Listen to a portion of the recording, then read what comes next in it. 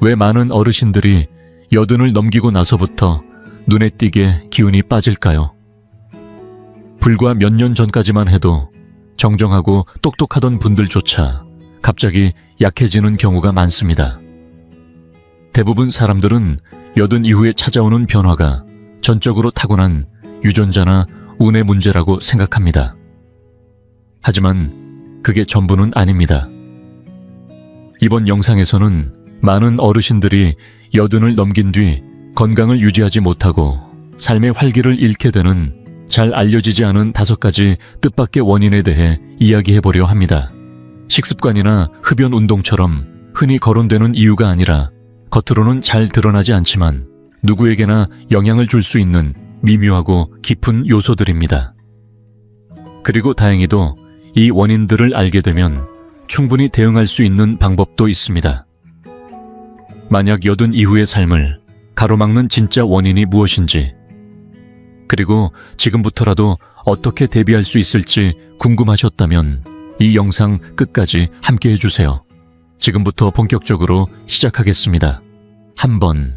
미시적 사회 접촉의 상실. 80세를 넘기면서 많은 분들이 눈에 띄게 기운이 빠지고 예전보다 활력이 줄어든다고 느끼게 됩니다. 그런데 그 이유가 꼭 병이나 큰 사고, 유전적인 문제 때문만은 아닙니다. 조용히 천천히 사라지는 어떤 습관이 그 배경에 숨어 있습니다. 전문가들은 이것을 미시적 사회 접촉의 상실이라고 부릅니다. 말은 어렵지만 그 내용은 아주 익숙합니다. 친한 친구나 자녀들과의 만남이 아닌 우리가 일상에서 아무렇지 않게 나누던 짧고 사소한 인사말들, 눈인사 짧은 농담 가벼운 인사들이 바로 그것입니다.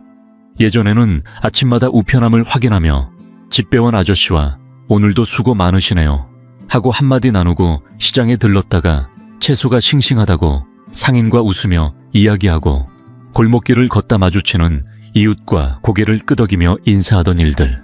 이런 사소한 접촉이 단지 정겨워서 좋았던 것이 아니라 우리의 신경계를 안정시키고 내가 이 사회의 일부라는 소속감을 강화하며 뇌의 사회적 회로망을 자극하는 데 큰 역할을 하고 있었습니다. 하지만 어느 순간부터 그런 장면들이 서서히 줄어들기 시작합니다. 80이 넘으면서 혼자 시장에 가는 대신 자녀에게 부탁하거나 인터넷으로 주문하고 귀가 예전 같지 않다는 이유로 낯선 사람과 말 섞는 일이 점점 줄어들고 무릎이 시큰거리니 아예 외출 자체를 꺼리게 됩니다. 그리고 이런 작은 연결점들이 하나둘 사라질 때 함께 사라지는 것이 있습니다. 바로 생깁니다. 많은 분들이 이 변화가 일어나는 줄도 모릅니다. 그냥 이제는 단순하게 살고 싶다. 불편하니까 안 나가는 게 낫지 라고 생각하죠. 하지만 실제로는 뇌를 자극하고 기분을 북돋우며 몸에 나는 아직 살아있는 존재다라고 신호를 보내주는 작고 반복적인 사회적 교류들이 조용히 사라지고 있는 것입니다. 복잡할 필요는 없습니다. 제가 아는 강정호 어르신 올해로 84세 되신 분은 매일 아침 성북동 커피집에 들르십니다. 항상 같은 시간에 같은 자리에서 따뜻한 아메리카노를 시키고 직원에게 오늘도 날씨가 제법 춥네요 하고 인사를 건네고 길 건너 편의점 앞에서 항상 서 있는 동네 친구 3분께 고개를 끄덕이며 인사합니다. 그 5분의 짧은 반복이 그분의 하루에 리듬을 만들어주고 자신을 사람답게 살게 해주었다고 하셨습니다.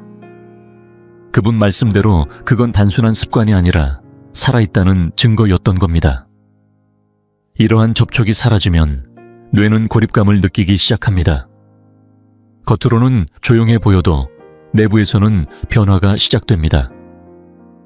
스트레스 호르몬이 증가하고 염증 반응이 올라가며 면역력이 약화되고 결국엔 기억력과 집중력 감정 조절을 담당하는 뇌의 네트워크가 서서히 위축되기 시작합니다. 말 그대로 마음이 먼저 늙는 것입니다.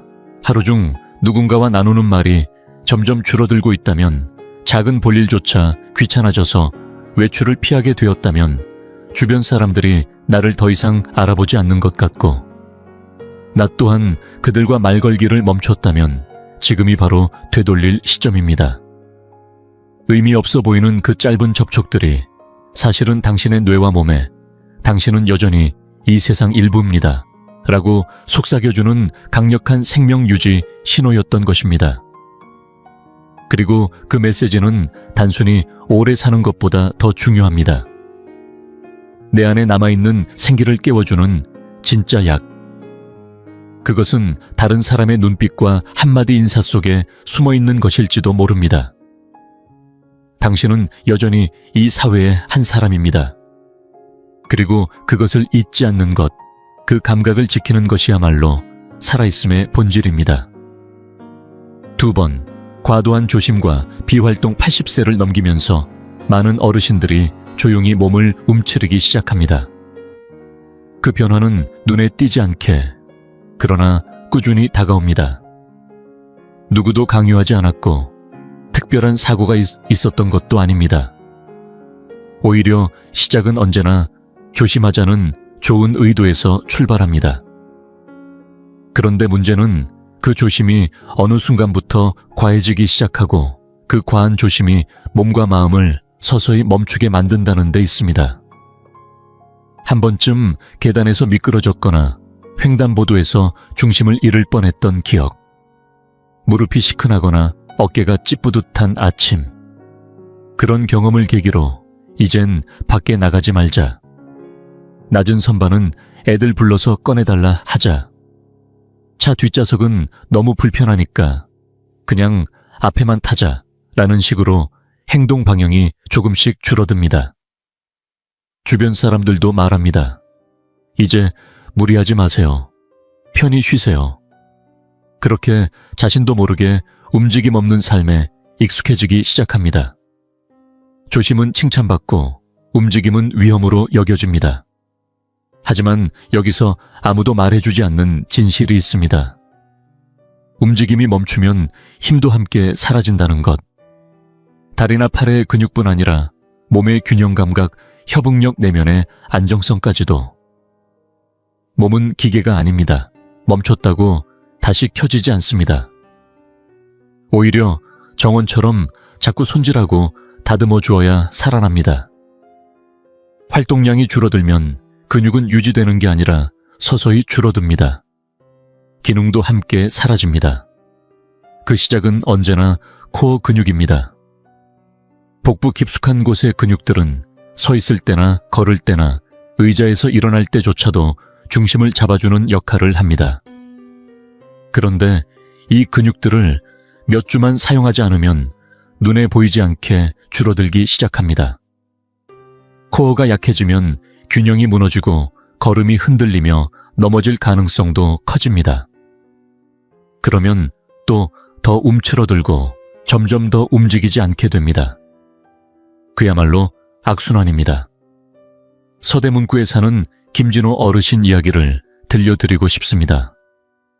올해로 82, 늘 저녁 무렵 홍제천 산책로를 천천히 한 바퀴 도는 습관이 있었는데 어느 날 비 오는 날에 미끄러져 넘어질 뻔한 이후 그 산책을 끊으셨습니다.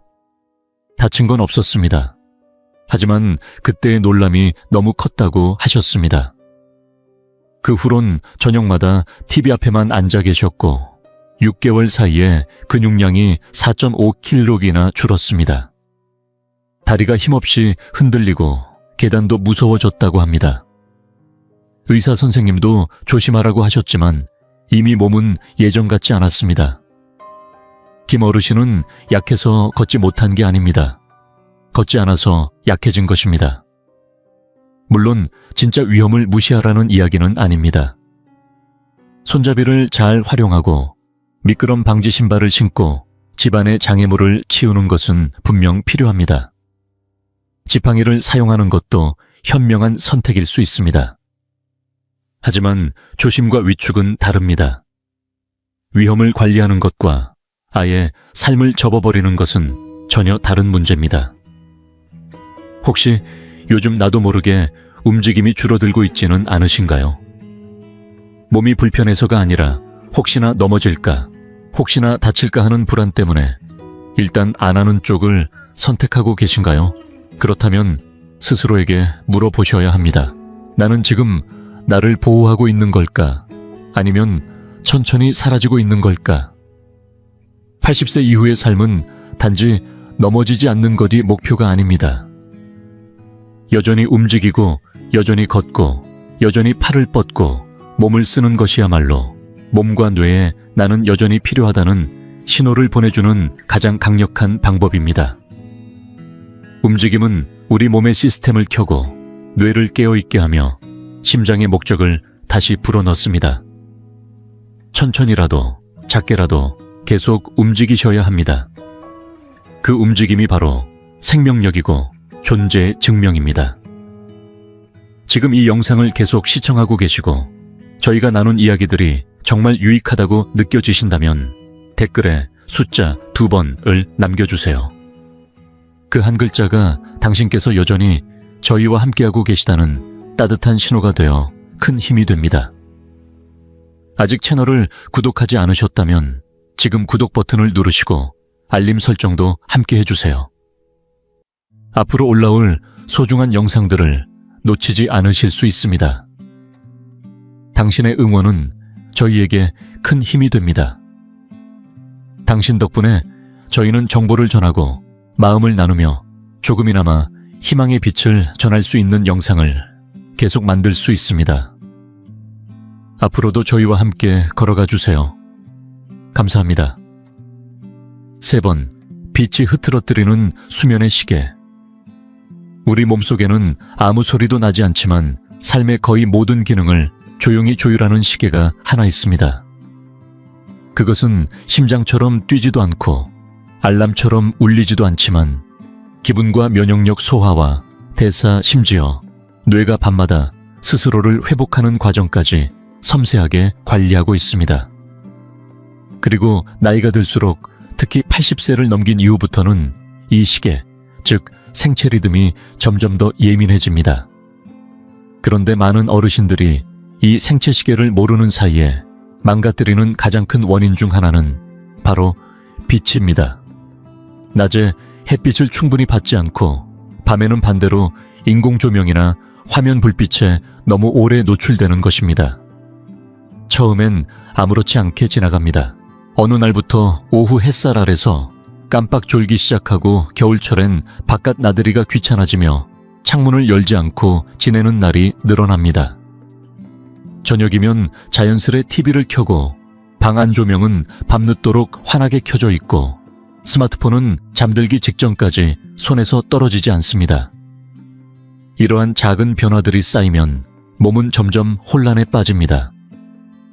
지금이 깨어있을 시간인지 잠들어야 할 시간인지 헷갈리기 시작하는 겁니다. 우리 몸은 생각보다 훨씬 자연광에 민감하게 반응합니다. 아침의 밝은 햇빛은 뇌에 이제 깰 시간이야, 움직여야 해 라고 신호를 보내고 저녁의 어둠은 뇌 속에서 수면을 유도하는 호르몬인 멜라토닌의 분비를 유도합니다.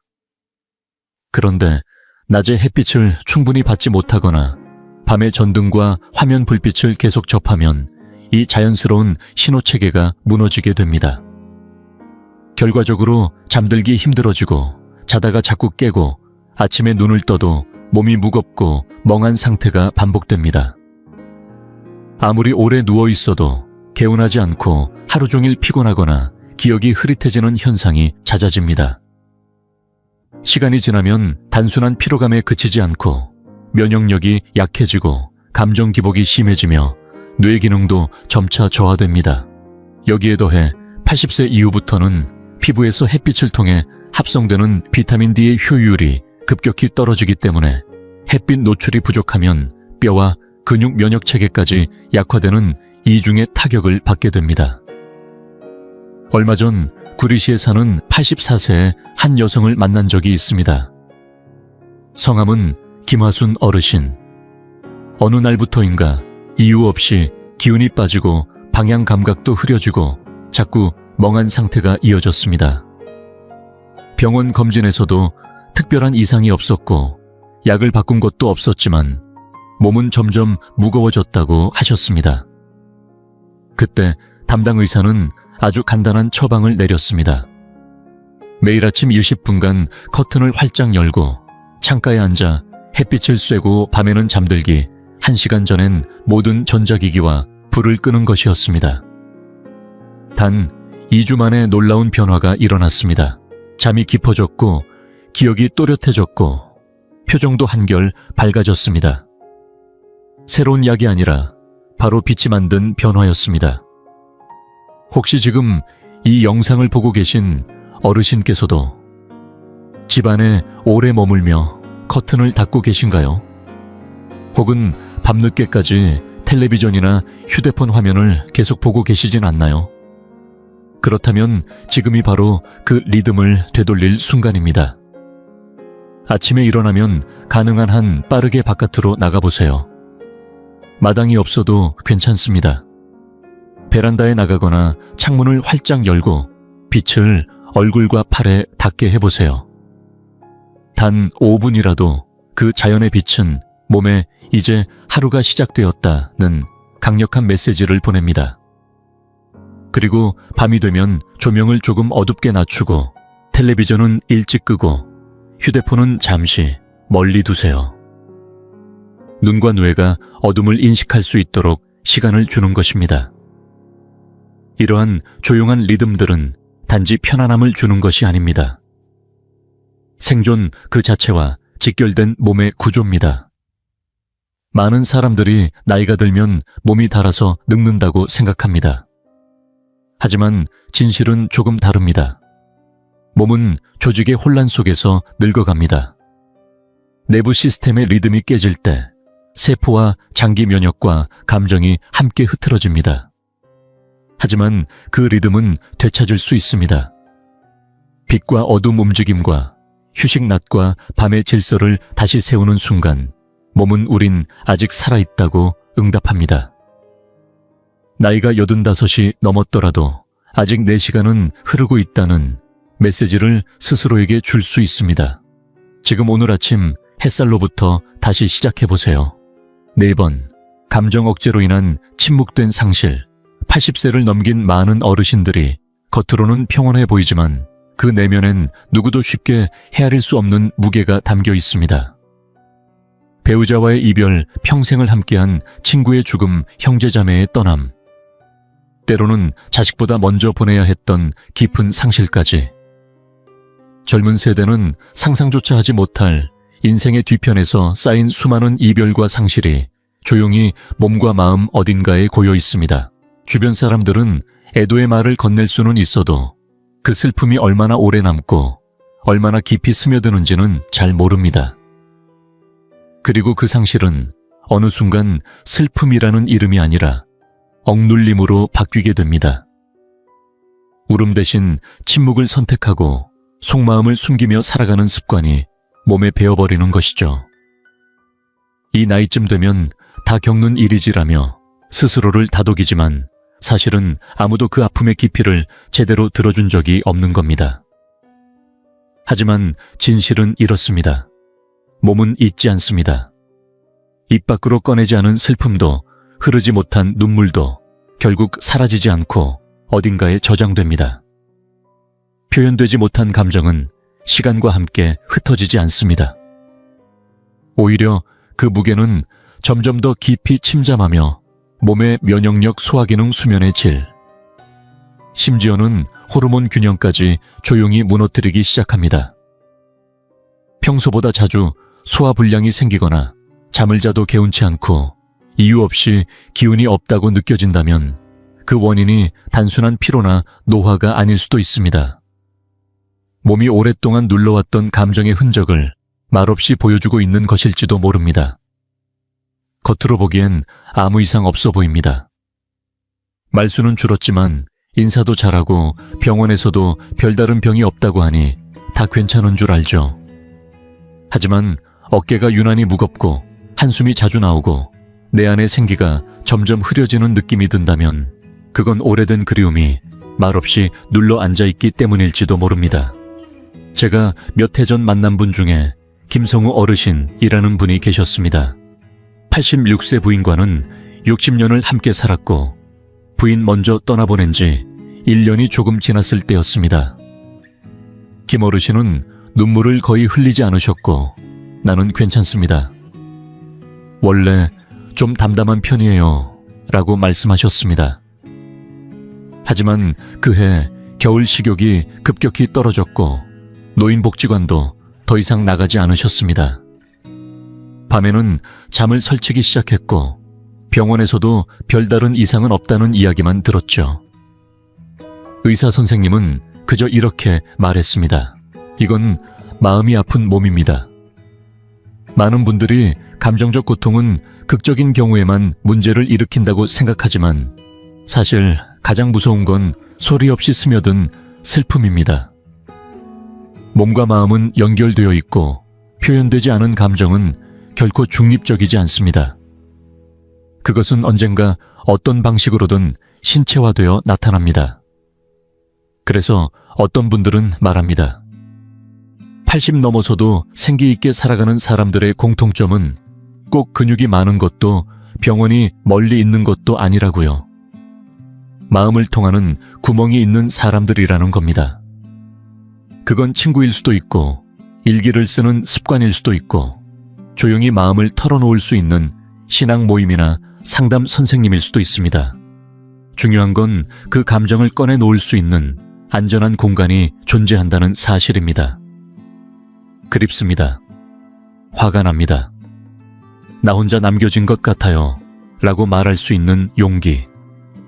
그 말이 나올 수 있는 분위기. 그 말이 평가받지 않는 자리. 바로 그게 심장을 다시 숨쉬게 만드는 공간입니다. 그리고 심장이 숨을 쉴 수 있을 때 몸도 다시 살아납니다.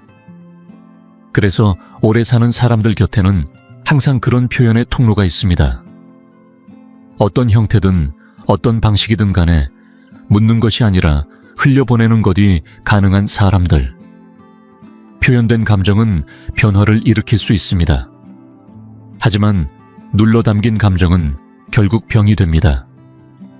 만약 지금 당신 마음속 어딘가에 말하지 못한 채 오래도록 머물러 있는 감정이 있다면 지금 그걸 꺼낼 자리를 만들어야 할 때입니다.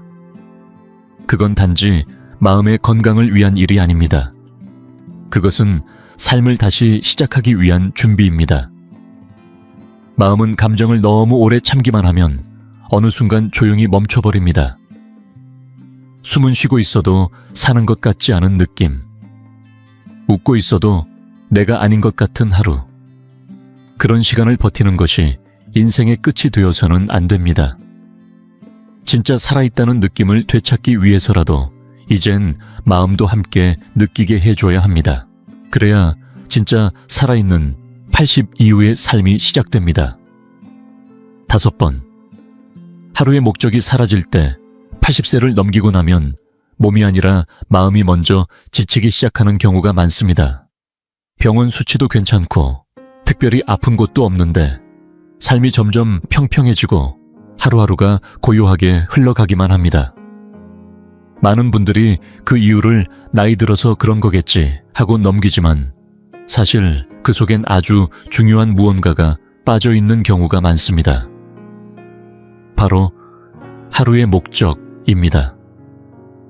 여기서 말하는 목적은 거창한 인생 철학이나 대단한 업적이 아닙니다. 아침에 눈을 떴을 때 오늘 내가 할 일이 있다는 아주 단순하고 소박한 동기입니다. 예를 들면 햇빛이 강해지기 전에 마당에 물을 주는 일, 현관 앞을 기웃거리는 길고양이에게 밥 한 줌을 챙겨주는 일 손녀에게 띄우는 짧은 편지 한 통, 혹은 헐거운 문고리를 고쳐놓는 그런 일들입니다. 크지도 화려하지도 않지만 이런 일들이 하루의 구조를 만들어주고 시간을 흐르게 하고 삶의 작은 박동을 불어넣습니다. 그런데 어느 날부터인가 그런 일들이 하나둘 빠지기 시작합니다. 지난주엔 친구들과 하던 바둑 모임이 사라졌고 매주 가던 성당이나 교회 모임도 어느새 멈췄습니다. 자식들이 바빠져서 예전만큼 자주 오지 않고 무릎도 시큰거려서 봉사활동도 그만두게 됩니다. 그 변화는 조용하게 다가옵니다. 처음엔 이젠 좀 쉬어야지 라고 생각합니다. 나이 들면 다 이렇게 되는 거지라고 스스로를 달래보지만 마음 한구석은 점점 무너집니다. 아침이 와도 일어날 이유가 없고 저녁이 와도 돌아볼 일이 없습니다. 그렇게 하루가 흐르고 또 하루가 반복되면서 삶의 색이 흐릿해집니다. 제가 기억하는 한 어르신이 계십니다. 서울 은평구에 사시는 이정자 어르신, 올해로 88세입니다. 건강도 평범하고 형편도 넉넉하지 않으며 가족들과도 자주 왕래하지 않으시지만 누구보다 생기가 넘치는 분이었습니다. 그분의 하루는 늘 정해진 리듬이 있었습니다. 월요일이면 교회 안에서 홀로 지내는 어르신들에게 손편지를 쓰셨고, 목요일이면 소박한 미역국을 끓여 나눔 냉동팩에 담아 두셨습니다. 그리고 매일 오후 4시 창가에 앉아 동네 아이들이 학교에서 돌아오는 모습을 기다리셨습니다. 그 아이들과 눈을 마주치고 손을 흔드는 짧은 순간이 이 어르신의 하루의 생기를 불어넣었습니다. 번쩍이는 일이 아니었지만 그 일상이야말로 마음의 리듬이었습니다. 사람의 몸은 내가 아직 필요한 존재다 라는 신호를 받아야 살아있다는 감각을 유지할 수 있습니다. 아주 사소한 일이라도 어떤 대상이 나를 기다린다고 느끼는 순간 세포는 다시 움직이고 장기는 다시 일을 시작하며 뇌는 다시 깨어납니다. 반대로 내 존재가 세상과 단절되었다고 느끼는 순간 몸은 더 이상 스스로를 회복하려 하지 않습니다. 그것은 고장이 아니라 멈춤입니다. 의미가 사라진 곳에서 회복은 일어나지 않습니다. 그래서 80을 훌쩍 넘긴 후에도 활력을 잃지 않는 분들을 보면 모두 공통적으로 무언가 나만의 하루 중심을 가지고 계십니다. 그것이 화분 하나든 반려동물이든 기도문이든 전화 한 통이든 송을 실어 적는 일기장이든 상관없습니다. 중요한 건 그 행동이 매일 반복된다는 점, 그리고 그 반복이 하루의 뼈대를 만들어준다는 사실입니다. 혹시 요즘 들어 하루가 의미 없이 흘러가고 있다고 느끼시나요? 시간은 흐르는데 나는 그 안에 없는 것 같고, 눈을 떠도 기지개를 켤 이유가 없고, 밤이 와도 돌아볼 일이 없다면 그것은 단순한 허무가 아닙니다. 몸이 다시 리듬을 원하고 있다는 신호입니다. 구조를, 연결을 다시 살아가는 이유를 찾고 싶어 한다는 몸의 조용한 목소리입니다.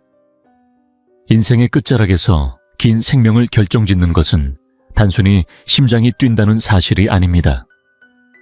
심장이 뛰고 싶다고 느끼는가, 그 마음이 남아있는가 하는 것입니다. 그 조용한 열망, 계속 이어지고 싶은 마음, 여전히 연결되고 싶은 마음, 아직 의미 있고 싶다는 그 마음, 바로 그것이 우리를 80 너머로 데려가는 가장 강한 힘입니다. 마무리하며 오늘 영상의 끝에서 꼭 전하고 싶은 한 가지 진실이 있습니다. 대부분의 사람들이 여든을 넘기고 나서 급격히 쇠약해지는 이유는 단 한 번의 사건 때문이 아닙니다. 병명이나 낙상 생일 같은 특정한 계기가 모든 것을 바꾸는 게 아니라 오히려 평소에 유지해오던 습관과 리듬 삶의 이유들이 조용히 천천히 사라지면서 시작됩니다.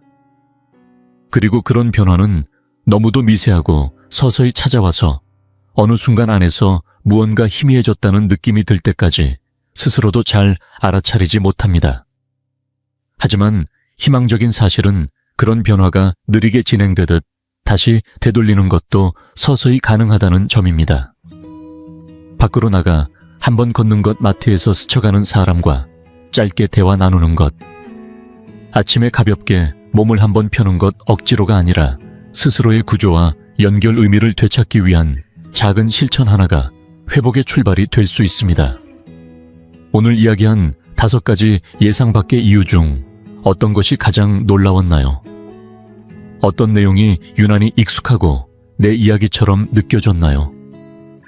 그리고 지금 당장이라도 작게나마 실천해보고 싶은 건 무엇인가요? 중요한 건 나이가 드는 속도를 멈출 순 없어도 그 과정을 바꾸는 힘은 분명 당신에게 있다는 사실입니다. 그 조용한 변화를 알아차리고 삶의 리듬을 지키며 하루의 목적을 보호하고 내 감정을 솔직히 마주할 수 있다면 단지 여든을 넘기는 것을 넘어 그 이후의 삶도 충분히 내 뜻대로 깊고 충만하게 살아갈 수 있습니다. 오늘 이 영상에 함께해 주셔서 감사합니다. 영상에서 새롭게 알게 된 점이나 내 삶에 적용하고 싶은 부분이 있다면 아래 댓글로 나눠주세요. 여러분의 생각은 저희에게 큰 힘이 되며 늘 감사한 마음으로 읽고 있습니다.